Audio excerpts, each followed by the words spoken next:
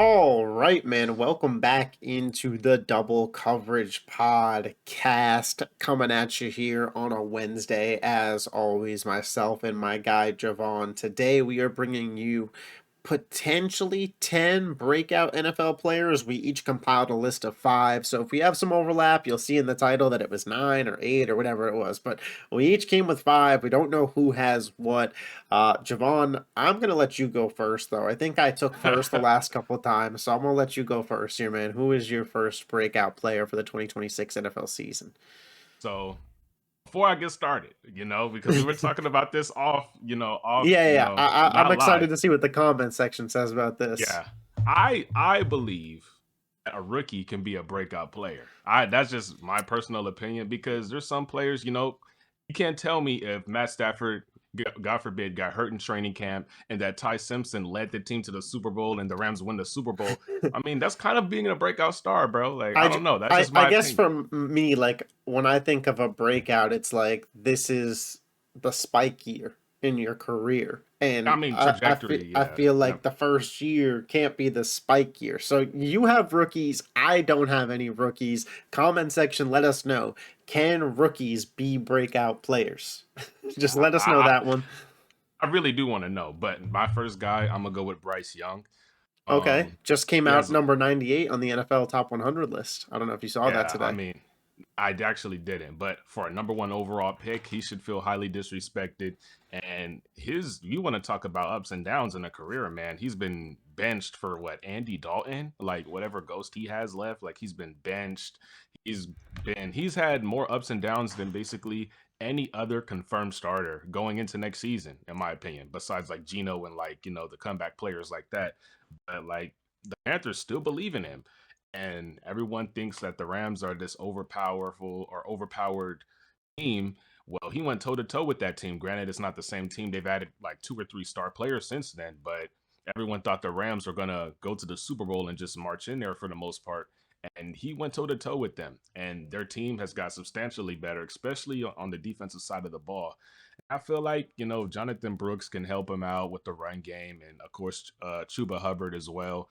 I feel like he can. It wouldn't surprise me if he ended up in the MVP race near the end of the season because I do think their defense is that solid, and I do think the offense. I feel like this could be the year for him. Ted McMillan, year two, a solid run game back to back years, developing offensive line. They've added more weapons. I want to see if Jimmy Horn can really stamp himself in that slot spot. I don't know. I know he has some competition over there too, but I do think Bryce Young is going to be really solid next year, and it wouldn't surprise me if he was top five in the MVP race. Not to the point where like he's a top five quarterback, but maybe just like a Trevor Lawrence spot. Just Yeah, like the record adds I hear up you. and the success of the team. I feel like that's completely on the board for him to have a Trevor Lawrence season.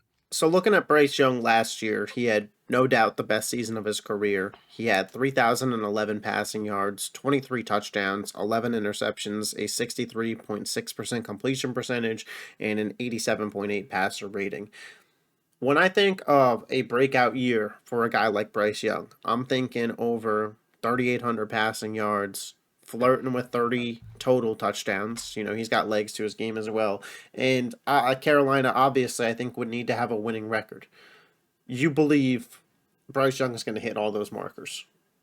Yeah, Okay, honestly, I think it's on the table that I don't think it. happens, and that Trevor Lawrence hit those marks last year. Right. Well, I don't know about the 4,000 yards part. Oh, Probably around. Trevor threw for 4,000, yes, last year. I think Okay, Bryce would yeah, only need to throw for 3,800. I mean, an 800-yard increase from your best season. That's definitely breakout still. Um, yeah, and, and I and think they have the weapons to where they could do that. and I do think Carolina is more of a run-based offense, but I do think that Bryce Young has tons of potential. I think we saw the best of Bryce Young, especially in multiple stretches in the second half of last season. They didn't lose that playoff game because of Bryce Young. Bryce Young absolutely balled and did what he could do. My one buddy has been holding on to this idea of Bryce Young 2029 MVP for seasons. So he would 2029. Oh yeah, my he would goodness. absolutely love for you to be correct here. Um, I like Bryce. I liked Bryce a lot coming out. I think his accuracy is still the best part of his game, but I do think his mobility has increased over the past couple of years, and going into now year 3 with Dave Canales, year 2 as the full-time starter, with what you could argue the best weapons core of his career, a second year Yeah. Tedero McMillan, Jalen Coker. I'm excited to see Jonathan Brooks. He didn't make my list, but he was a guy that I considered for this just because I do think that Brooks could bounce back and have a really strong season and career still. A lot of people forget Frank Gore tore his ACL twice in college, and then he was the most durable player at the position, maybe in NFL Yeah, history. So like forever. I do think, especially with modern medicine, it's not over for Jonathan Brooks, and then you combine him with Chuba Hubbard, and like you mentioned, the Panthers' defense being much better this year, team success could certainly follow. So I don't mind the Bryce Young shout. I'm sticking in the NFC South. My breakout player, anybody who knows me knows that I'll do whatever I can to get this guy on a list. Give me Buccaneers wide receiver Emeka Egbuka. Second year Oh, player. Last year, he had 63 receptions for 938 yards and 6 touchdowns. A solid rookie campaign, but wasn't quite what Tet was. Definitely faltered in the second half of last year as Mike Evans came back. And now, look at this team, and I think, man, the Buccaneers are going to have to rely on Emeka Egbuka to be a high level player, and him out of the slot or outside. I think a lot of people think of Egbuka as a slot based wide receiver, but we thought the same thing about JSN. And once the role opened up to be an outside threat, that alpha wide receiver, JSN just led the NFL in receiving yards last year and was the offensive player of the year. I'm not saying that I think Emeka Egbuka is going to reach that specific ceiling, but I do think that we could certainly see an increase from Egbuka of 400 yards and see him be a 1,300-yard receiver, double-digit touchdown guy, close to a 100 reception guy as he enters this alpha, wide receiver one role. We see wide receivers all the time break out in their sophomore season, and that combined with his role increase and him just getting better and what we saw from him in the first half of last year when he needed to be the dependable guy. I mean, I'm going to pull up his game log here, but he was 6 for 67, 8 for 85, 10 for 101, 7 for 163. He had a game versus New England where he was 6 for 115 and a touchdown. Like, there was multiple flashes last year with Mike Evans gone, and Chris Godwin doesn't really concern me as to being the alpha wide receiver one here. I think Igbuka is going to have a massive 2026. I'm low key shocked that you believe in him so much because of whatever happened in the second half of last season, honestly. But I mean, it's on the board that he has a season like JSN, especially with Baker Mayfield going into a contract season. He wants to get what probably will be his last big contract, long term at least. So, I mean, Egbuka, bro, like everyone thought that he was gonna be the vocal point of the offense. Especially his first couple of games, he had what, like 5 touchdowns in 3 games Mm-hmm. or some crazy stat like that.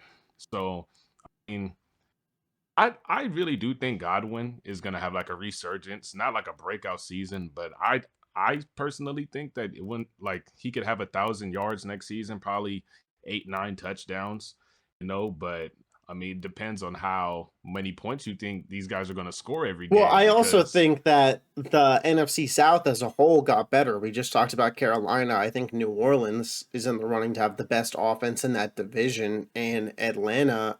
I know that I'm a Tua hater, but I think if Tua is the starting quarterback, their offense could be better than it was under Michael Penix. And then all of a sudden, in your divisional round games, more is being asked upon you to score, to compete, and more reliant on the most talented player in your offense, which I think is Emeka Egbuka. I mean, Ohio State, man, betting on an Ohio State wide receiver has been pretty cash money. I mean, exactly. And honestly, I was thinking about that. I'm like, yo, JSN, maybe it's just Igbuka's next turn in line. You got before that it was like Garrett Wilson. He had like 1,000 yards, Yep. 8 touchdowns. Like that was kind of And that was his. on a crappy Jets team. Like, Garrett Wilson's Yeah, never had a quarterback for more than one game that's the level that Baker Mayfield is. Like, he had Aaron Rodgers that one game versus San the Francisco, that corner. Monday Night Football. No, he had like the Monday Night Football game versus San Francisco, where Aaron Rodgers was really top Yeah, notch, yeah. and I think they played together for like a couple months maybe that season. But Garrett Wilson had the touchdown versus the Texans on Halloween. Like Garrett Wilson, when he finally Oh got yeah, a that was crazy. decent player in Aaron Rodgers, but I think you could argue Baker Mayfield today is better than Aaron Rodgers was on the Jets. I don't know. I Somebody mean, need to add Garrett Wilson to the list. I mean, Garrett Baylor. Wilson's already a top 10 wide receiver in my opinion, so breaking out would be tough for him. His talent is up there for real. But Yeah. I mean, Egbuka, bro. I wish the Steelers would have traded up and drafted him 2 years ago, especially like knowing what I know now with the Pickens stuff and how he Hmm. became a freaking superstar basically. And DK Metcalf has been a little bit disappointing. I kind of wish we would have traded up for Egbuka, but All right, technical difficulties, they happen. Javon, your second breakout player. Who do you got? kind of crazy because like our first three players, or at least the ones that we're bringing up, are like all in the same division. I'm pretty sure you have this guy on your list. Is Tyler Shuck on your list? He is not on I at my least thought. list. I'm kind of shocked, but So everyone it I seems like he's I the have hot. I have no quarterbacks on my list. That's crazy, Yeah. crazy. I tried to go for deep. I Actually, tried to go for some different type of names. That way we could talk about more guys. Chuck was a guy that I thought about, but I thought, let me try and go a little deeper with some of these polls. okay. Before I continue, do you think the season Sam Darnold had last year was like a breakout season, or you just Nah, think it was just team success? It was just the because best of what he season. did 2 years prior in Minnesota, I like where they got Yeah. 14 wins and his stats were better. I would have called that his breakout season. I thought last year was just kind of proving that his breakout season wasn't a fluke. Okay, and that makes sense. Yeah, I did pick Tyler Shuck because I mean I feel like I've said this like numerous amount of times.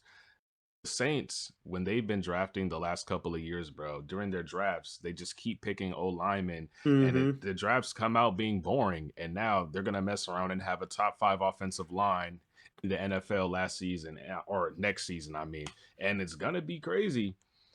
Not only because of all their weapons, but like they really need Tyler Shuck to have a really good offensive line with all the injury history that he's had. No, Alvin Kamara. I think he may have one decent season left in him, and I feel like the Saints know that, so they went out and got Travis Etienne. They went out and drafted Bryce Lance, Trey Lance's brother, and they went out and got Jordan Tyson along Mm-hmm. with Chris Olave. I mean, all three guys who have had injuries in college or in the pros, who have had some type of been banged up a little bit. Bryce Lance got banged up a little bit in college as well, but if they can all stay healthy for one season, along with ETN, along with that offensive line and Alvin Kamara, Did you mention Jawan like Johnson? I mean, yeah, Juwan Johnson's pretty solid as College well. teammate of Shuck though, like tons of built-in chemistry already. I did not know that. Yeah, Oh no, I it's did one of not know those that. stats that definitely tells you how old Tyler Shuck is. But I also think Tyler Shuck being 26, about to be 27 this season, does kind of lead to your point of he's ready to break out. Like he is a fully developed player. 6'5", 220 pounds, has some mobility to his game. Second year in an offensive system with Kellen Moore. They added additional weapons. Chris Olave has to stay healthy, but if he does, he's a top 15-ish wide receiver in the sport. Jordan Tyson, I think, has top 10 wide receiver in NFL upside with his pure talent. It's just about staying on the football field for him. Two really good running backs. Last year, Shuck had a 67.6% completion percentage, 2,384 yards, 10 touchdowns, 6 interceptions, passing numbers in 11 games, and he added in 3 touchdowns on the ground as well. So, I mean, I think statistically, Tyler Shuck staying healthy will just kind of guarantee his numbers look like a breakout. But I want to ask you, do you think that he stays the same and it's just a breakout because he's a starter all year? Or do you think that because of second year, additional weapons, this guy levels up and becomes like a 4,000 yard passer? I think that's on the table. I really do, especially with Kellen Moore calling plays. I really do believe that he can have a breakout season. I think after this season, especially if he wins his division, like a lot of people are predicting, and Mm-hmm. if he messes around and wins a playoff game, would it shock me if people are debating Tyler Shuck versus Jordan Love? No, it wouldn't surprise me that Tyler Shuck versus Jared Goff would not I surprise mean, me. that's a You fringe know, top 10 quarterback in football. That- Yeah, yeah. And, I'm and saying if he messes around, maybe wins a playoff game. Yeah, wouldn't I, shock me. I think the Saints possibly will have a top five, could be top 10 offense in football. But a defense, The defense, well, the that's a different defense I think story. has some to be desired.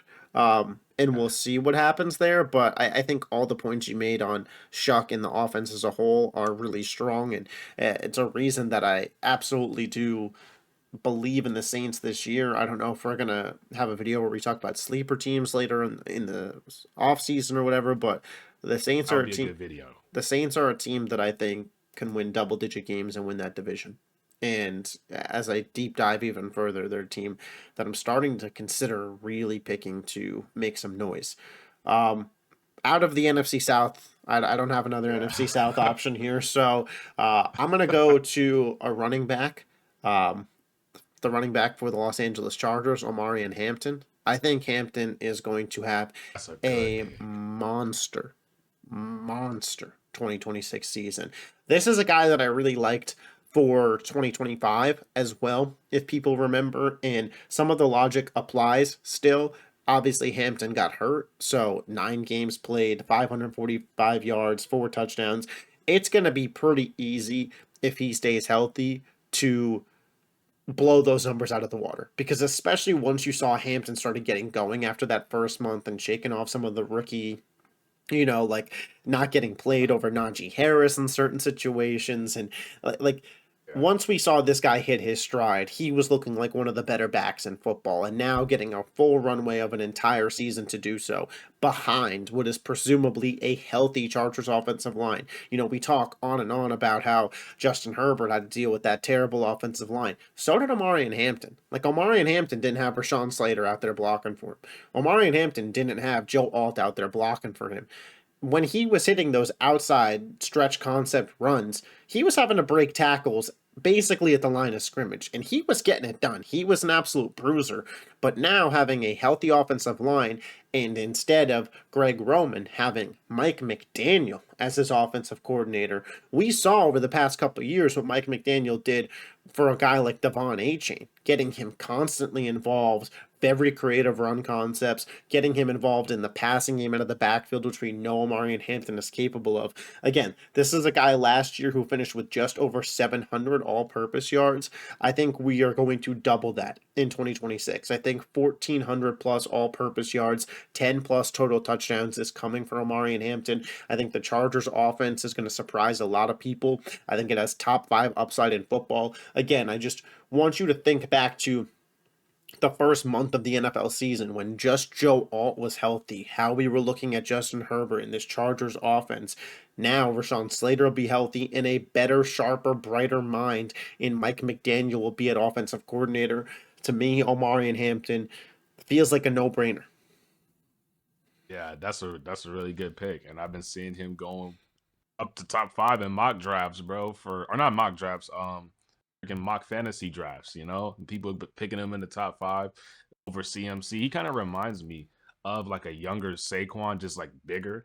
He Mm-hmm. has his second level speed. I feel like is the most underrated quality about him, and now he'll be able to actually break runs and get to that second level with their 2 starting tackles coming back and with their new and improved and added depth to their offensive line. So that might be my favorite pick that you've had so far. I ain't gonna lie. I don't know how Yeah. I didn't think of that. But everybody this season, they're so focused on Justin Herbert, and I've even Mm-hmm. seen people having Lad McConkey saying, "Oh yeah, he's gonna be a top 10 receiver this year." But not too many people are talking about Amari and Hampton. Yeah, for sure. So I So think that's really underrated. I appreciate that. I got Hampton. Who do you have as your number 3 guy? So it's not like it's a tight end, and I really I do I think have a next tight season. end, so this could be overlap. Okay, so I'm gonna go with Harold Fannin Jr. Nope. You know, Okay. you don't got Harold I Fannin. have a Well, different I tight think.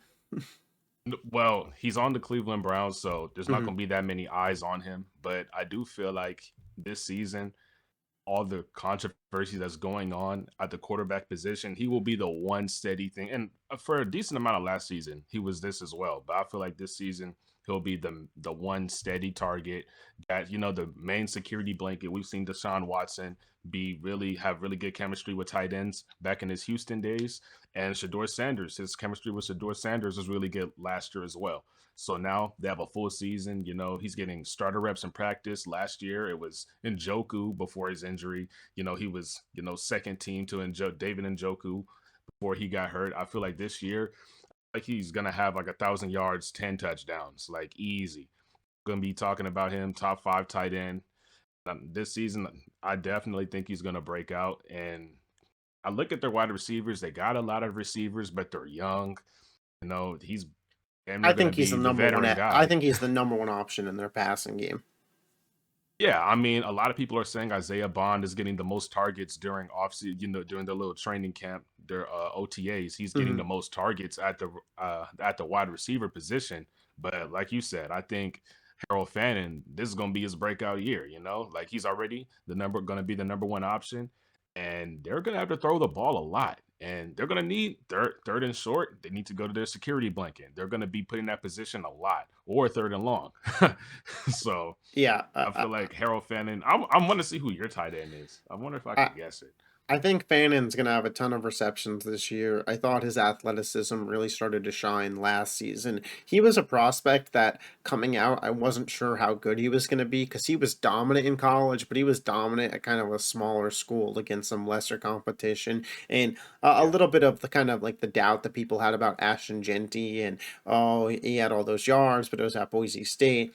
I had some of those doubts about Harold Fannin coming into this NFL season, or last NFL season, I should say, and he really started finding his way. I thought he was a real safety blanket for Shador Sanders in the last month or so of the season, and if those guys build up chemistry, they could honestly be good enough this year that maybe Cleveland says, screw it. Let's get Jeremiah Smith in here and let's believe in Shador. I don't know if that will happen, but if it's going to happen, it's going to happen on the back of a Ohio. guy like Harold Fannin absolutely being that dude. Do you want to guess my tight end before I reveal? Nah. Well, is he Gadsden from the Chargers? You got two Chargers players on I there. don't. Okay. I've seen a lot of people high on him too. No, I went with another second year player. This is the last second Okay. year player that I have though, because I feel like some of those are easy. But I went with Colston Loveland of the Chicago Bears.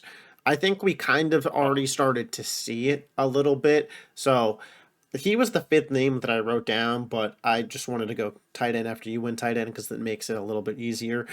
I felt like it was a little bit cheating based on how he finished the season because you can make an argument yeah. that the breakout already happened. So I'm going to stamp my breakout with a definitive, this is what I mean by breakout. I don't know if it falls into bold prediction, but this is why I'm saying breakout because I think he's going to level up even further. I think he's going to become the number one receiving weapon for Caleb Williams and for the Chicago Bears offense, more so than Roma Dunze, more so than Luther Burden, who, by the way, was another guy I considered putting on this list because I think he's going to have a really solid 2026. I think by the end of this season, Colston Loveland will be recognized as a no doubt top 5 tight end in the sport and will be in top 3 conversations.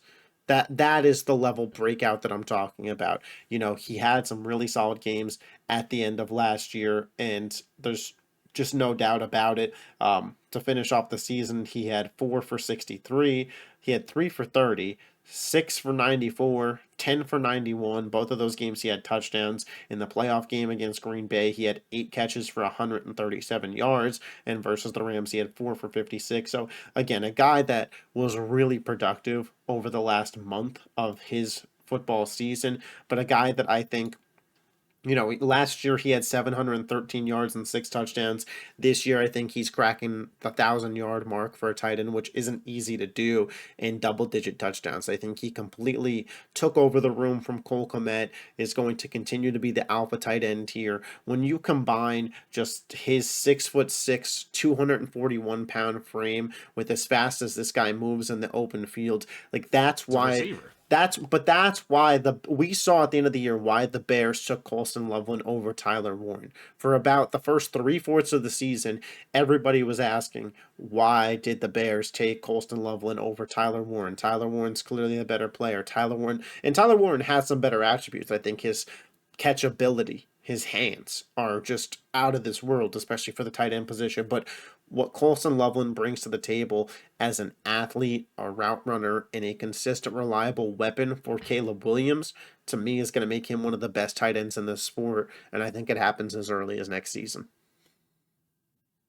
Yeah, like when people were comparing Tyler Warren to Colston Loveland, I think people were mainly focused on the versatility. They would line up Tyler Warren at fullback, sometimes running back, receiver, and the Michigan offense with Colston Loveland, they just didn't allow him to do that because they didn't really need him to do that. You know, they had Blake Corum, they had a couple of good receivers, they Roman Wilson. They didn't really need him to do all of that. You know, so that doesn't mean he couldn't be able to do it. But this past season, we've seen like he can line up at wide Mm-hmm. receiver. You know, everyone wants to compare Caleb Williams to Mahomes, but Colston Loveland is the closest thing that we have to Travis Kelsey, you know, and that we've seen in a minute. And he really does remind me of a young Travis Kelsey. And we've seen Kelsey put up 100 catch seasons multiple times.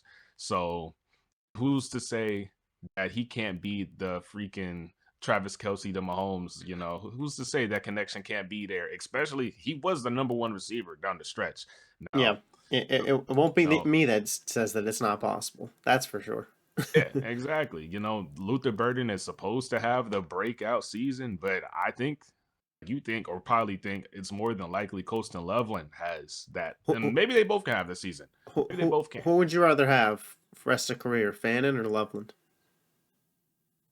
Oh, I would rather have Fannin because So he's see, I going to lean get the targets, Loveland. guaranteed. He's going to have the targets. Like if we're picking like fantasy, I would pick Harold Fannin. I'm But if it's like for my team, I'll pick Colston Loveland. I Yes, take I'll pick I Colston for take my team. Loveland for both personally. Really? I Okay. think the Well, Bears offense is going to be scoring way more. yeah, and the quarterback is better. You can give him Yeah. the ball, so that is a fair pick. That's I just got a personal preference. I Oh, think Fannin is going to get an unhealthy amount of targets. He that may get hurt out there. I don't blame you. Who do you have fourth on your list?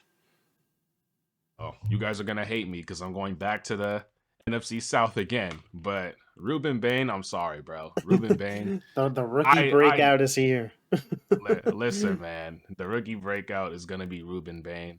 There were, Arvell Reese, David Bailey, even freaking Proctor was drafted above this dude. And if you guys watched the live stream, I was so shocked on how Ruben Bain was I don't supposed to know if be a top shocked the word. two. I think you were angry.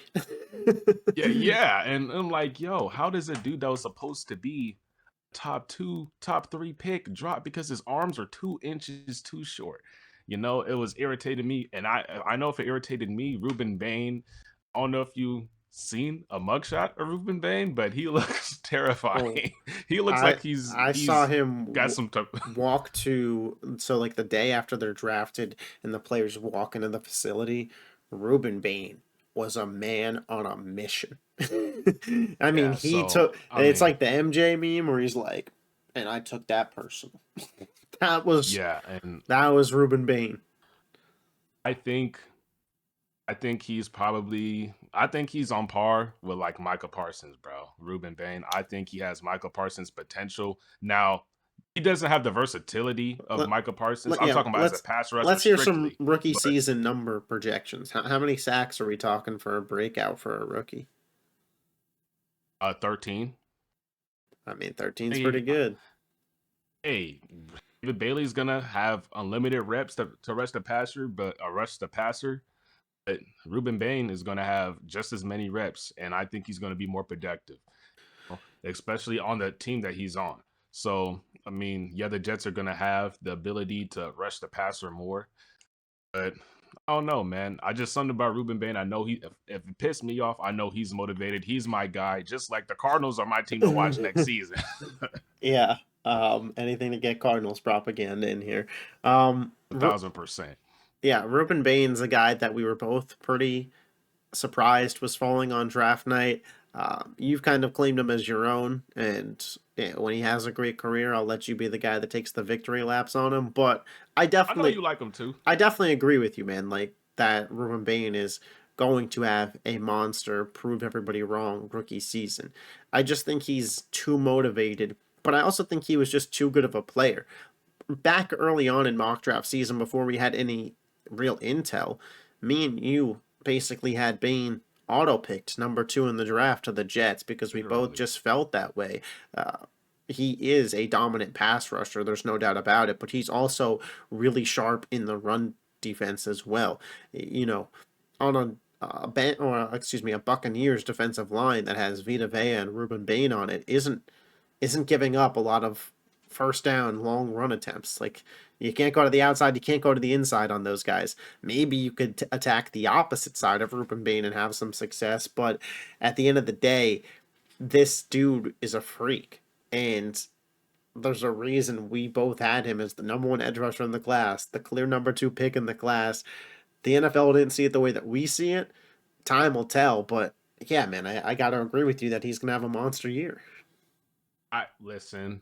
I know people. If you watch this far, you're probably gonna be pissed. I compared him to Michael Parsons. You probably think Arvell Reese is a closer thing to Michael Parsons because of his versatility. I just think as a pass rusher, Ruben Bain, bro, he just reminds me of him so much. Arvell Reese had a lot of stuff going Arvell on Reese in New does York. remind me of Micah, and Yeah, Ruben yeah. Bain I reminds mean, me more of Miles Garrett in terms of play style. But you'd rather be hey, Miles if Garrett, he's Miles anyways. Garrett, if he's Miles Garrett, I mean, it makes Yeah, my take that much better. But I mean, who knows, man? That's gonna be my player to watch next season for sure. for sure. I also have an edge rusher here that I want to talk about. I had to get a little bias, a little homer in me. I'm going from the Philadelphia Eagles, Jalix Hunt, man, going into year 3. A lot of people don't know, which is why I still think it could be a breakout. Last season, Jalix Hunt led the Philadelphia Eagles in sacks from the defensive end position. Fine, fair enough. He also led them in interceptions from the defensive end position. And that's a team that has Wow. Quinyon Mitchell and Cooper DeJean at corner. They had Reed Blankenship. It's not like this team's got a bad secondary by any means. Jalen Hunt is just an absolute playmaker. This is a guy who in college played the safety position and then was converted to edge rusher. So he has a lot of ability to drop back in coverage. I know as a Steelers fan, you know what that's like with TJ Watt. Obviously, later in his career, he became much more of a pass rush specialist because the sack numbers were just unreal. Jalen Hunt, I think, is one of the most versatile defensive ends in football today because you can feel comfortable just straight up dropping him back to play kind of a Mike linebacker role in zone coverage and not feel like you're going to get something bad happening. That's where some of his interceptions came. I remember the one that he had versus the Vikings against Carson Wentz was just in that straight up, like he was just drop back into coverage. Vic Fangio is able to move this guy around and play him in a variety of ways from the outside linebacker spot. And listen, the Eagles have Nolan Smith. They have Jonathan Grenard. Yes, I still have a pipe dream of them getting Max Crosby. That does involve a Nolan Smith trade there, probably. But at the end of the day, the Eagles rotate defensive ends like nobody else.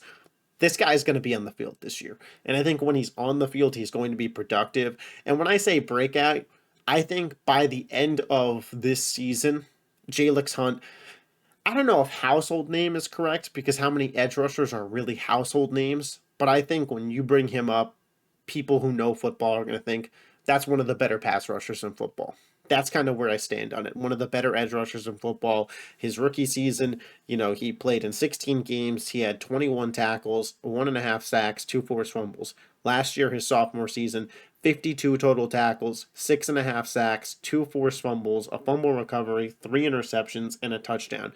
I think this guy is just progressing to get better. And personally, I think he's better than Nolan Smith. So I think if Philly doesn't move off of Nolan Smith and they keep him, Hunt is going to surpass him in reps, and it'll be Hunt and Grenard as your main 2 edge rushers for the Philadelphia Eagles this year. Uh, um, you said that he led your team in sacks and interceptions, and you also said they rotate DNs like no other team does in the Yeah. NFL. So the fact that they rotate as much as you're suggesting and that he stood out I still, mean, they had especially with Jalen the Phillips in talent. the second half of last year, too. Exactly.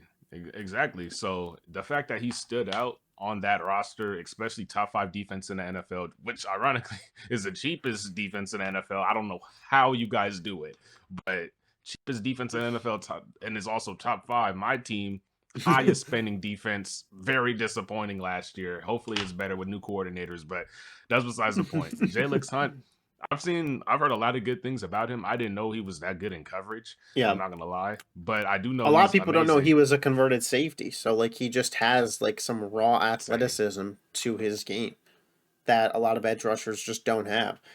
He's what's the size here? 6'3", 252, and he used to play safety. Oh yeah, he's a unit. Yeah, that's a unit right there. And So just an absolute honestly, athletic freak at the minimum. it sounds like he's a quarterback on the defensive line. He has potential to be really good. So I like that pick. Yeah, for Man, sure. maybe if you don't want Nolan Smith, Steelers might be interested. I think a lot of teams should be interested in Nolan Smith. The Nolan Smith thing, it's a video that's out on the channel now if anybody ever wanted to check it out. But it is just more so me suggesting that the Eagles flip him for Max Crosby. Not one for one, but use that first round pick that they got in the Patriots deal and maybe an additional fourth round pick. If I'm not mistaken, you guys just paid Hunt, right? No, we Like paid Jordan recently. Davis. Oh no, I'm talking about like last year, like a year ago. I don't know, because that was his rookie season, so no. Okay. I must be mixing them up with somebody else. Yeah. But A lot of great guys on the Eagles defense. Tough to keep track of them all. I get it. I guess. But the next guy, I know I told you I didn't have any defensive players on my list, but I'm adding one to my list. Well, you already had Ruben And Bain, too. oh yeah, You added two to well your before list. I yeah, I guess so. So my guy was supposed to be Jadarian Price because I do think he's gonna have a really good season this year. I think Charbonnet is gonna be an afterthought, Yeah. but I'll talk about that another time. I'm replacing him with Travis Hunter. So I know he had got banged up last year and he wasn't looking that promising. But for a guy as talented as Travis Hunter, he Is he finally breaking has out some as a type of wide receiver, corner, both? corner, Okay. Just had to corner. ask. He's primarily a corner. I think he's like wide receiver 5 right now. I know they got Parker Washington and a whole Jacoby bunch of other Myers, guys. Brian Yeah, Thomas. yeah, they got a lot of guys. So he's probably like the wide receiver 4 or 5, which is not a problem. Mm-hmm. As long, especially, I mean, his ball skills are amazing for offense, but defense, I feel like that's going to be his calling card. And he finally has some type of structure. They drafted him with no plan for him, really, and they traded up and mortgaged their future Classic for a guy who they Jaguars. had no plan. They had no plan for the guy. Now he actually has some structure. People are actually, he's gonna have eyes on him this year because people are gonna be watching the Jaguars Mm-hmm. because of last season. So I feel like when the lights are brightest, Travis Hunter always shows up. This season, I mean, I feel like he's gonna have a breakout season. He's probably not gonna win comeback player of the year because that's gonna be Mahomes more than likely than not. But I do feel like Travis Hunter at the end of this season, we could be calling him a top 10 corner in the game. I feel like they just drafted a lockdown corner, and now he's going to prove a lot of people for the draft said that Travis Hunter should be primarily put at the corner position over receiver. A lot of people, a lot of football players favored him at corner. So I feel Yeah. like this year is going to be his breakout year. Yeah, I think if they play him the way you're talking about, it absolutely will be. For starters, I always thought at the I collegiate hope I so. thought at the collegiate level he was a much better corner than wide receiver as well. I thought that at Colorado he was a shutdown corner, an NFL corner. And not to say that he's not an NFL wide receiver, because I do think he is, but I thought a lot of his receiving highlights came from one, really good hands, which come like from him being a great corner as Amazing well. hands. But I also think that he was just, even at the college level, the best athlete on the field at all times. And I just don't think it's that way at the NFL. I think at the NFL, it's too hard for him to just dominate physically and athletically the way he was able to in high school and in college. Now, I do think that because of his receiver background and prowess, the Jaguars absolutely should have third down screenplays, third down looks, red zone looks for him, where you can get him out there offensively maybe 4 to 8 times a game, depending on situationally, the way that certain teams have situational running backs or situational cornerbacks, Yeah, where this guy's in for quarterback runs. I think the Steelers did that a couple years ago, right? They had Justin Fields out there for specific plays and Russell Wilson, like a similar boat there. Certain Chiefs are gonna do it this year with them too, probably. certain down and distances, Travis Hunter plays at the wide receiver, but every down and distance he should play at corner because I think he can be a top 10 corner in the sport, like you mentioned, and be a legit lockdown corner. Which, by the way, Jacksonville needs more than anything. Is guys on that Yeah. defense and especially in that secondary. Like they could really use a legit cornerback one. So Travis Hunter filling that role would be absolutely exceptional for them. I also went with a corner. I didn't go Travis Hunter. I think Travis Hunter's better Second than year the guy, what? second year guy, or Nope, nope. This is his fourth year. Um, okay, so a little bit later for a breakout. I do think Travis Hunter is better than the guy that I'm going to mention here for the record, but I am going with DJ Turner the second off of the Cincinnati Bengals. I think that the all right. Bengals defense is going to be a much improved unit this year. I haven't been shy about mentioning that. I think that they attacked the defensive line through the draft, through free agency, and through trade, bringing in Dexter Lawrence, Boye Mafe, Cassius Howe, Jonathan Allen. It's a brand new defensive line, and it's a really good defensive line. I do think so. And having a good defensive line makes things easier on your secondary. And now, when you are not asking so much out of DJ Turner, I think he's going to be able to excel much more in his role. And we are going to, by week 15, know DJ Turner because the Bengals are going to be a good team, because the defense is going to be better than people expect. And a big part of that is DJ Turner being their number one cornerback. I don't think he's going to be a top 10 guy in football, but I think he's going to be a guy similar to Diamond or Lenore on the 49ers, where you're like, that's not an easy matchup. He does his job well. I think that's how you're going to talk about DJ Turner. And for the Cincinnati Bengals defense, that's kind of a win. Oh yeah, no, that's a real win. That means he'll be a guy, like a real important guy on their team. Yeah, I So mean, he had 2 interceptions last year. Again, he had a really solid season. He had a really good rookie season in terms of tackles, 50 of them. Then he dropped back a little bit in 2024, missed some time. Last year, he was 40 tackles, 2 forced fumbles, 2 interceptions.